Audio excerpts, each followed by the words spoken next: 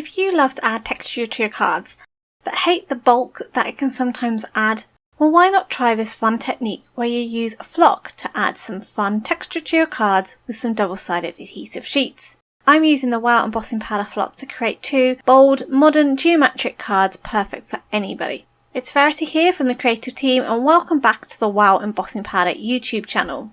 So as I mentioned, I am using some flock from Wow Embossing Powder. This is the lemon yellow. It's a very bright, vibrant yellow, and it's got a gorgeous colour to it. So they come in quite big pots, and on the side it tells you how to use them. Now you need to use them with something adhesive, and then also just heat set it to ensure it stays put. So the adhesive I'm going to use with the flock is some double-sided sheets. The ones I'm using come from Altenew, but you can use any double-sided adhesive sheets you have. And I'm just adding this to some cardstock. Now I do put it on both sides because it makes it easier to add the intricate die cut later on when the adhesive's already on the back. So I'm using this Triangles Geometric cover plate die from Catherine Pooler Designs, and I'm running that through my die cutting machine. And once I'm doing that, I'm just removing the release paper of the outline of the die because I want to add the flock to all of the sticky adhesive. I'm putting some paper down before I then cover the cover plate die with that flock. So I'm using that paper just to catch the excess of the flock. It is a bit of a messy technique, so you've got to get used to just popping your fingers right in there and really burnishing that flock down into that adhesive because you really want to make sure it sticks well. Any of the products I'm using today will be listed in and linked down in the description box below or on the blog, so just check those out if you are interested in any of the products used. Once I've burnished that all in, I'm just tapping off any excess and then going back in and adding some more over the areas where it's a bit paler and a bit lighter. So I removed the flock die cut from the backing paper, and I'm using my heat gun on the first speed setting, and I'm just gently going over it with some heat, making sure I'm moving it all the time. And this is just to ensure that it stays put, adding the heat to the flock. Now, as I'd used a yellow, I decided to go with the Pantone colours of the year, which is a yellow and grey. And I have adhered this down to a soft stone card base from Gina K Designs.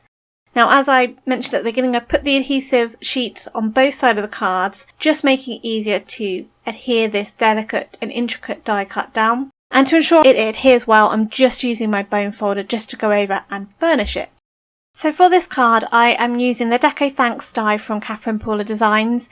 It cuts the outline as well as the individual letters, and I have just adhered the white outline down onto the card base. I'm then inlaying the white letters back in, and then adding some black letters over the top, so I've die cut it out of black as well. And this is just to give the inner letters a little bit of dimension by, first of all, inlaying the white back in, and then adhering the black ones over the top.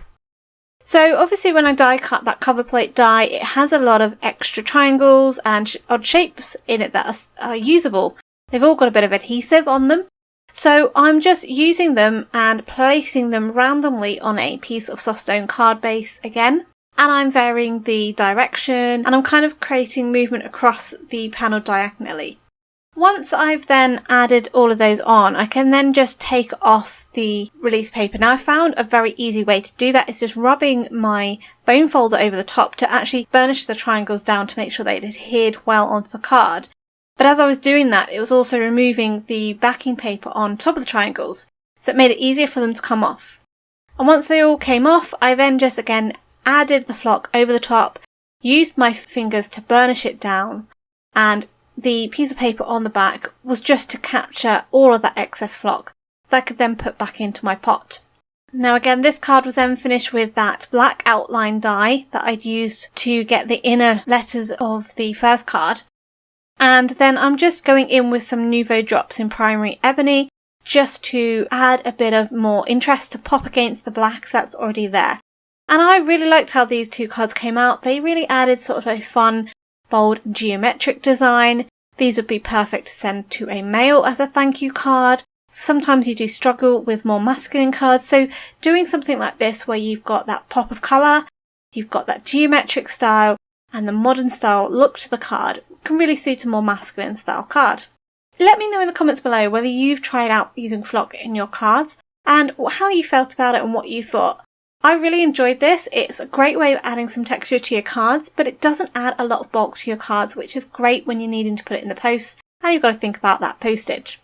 If you're new to this channel, why not think about subscribing, and you can also hit that bell icon to be notified when the next video is up.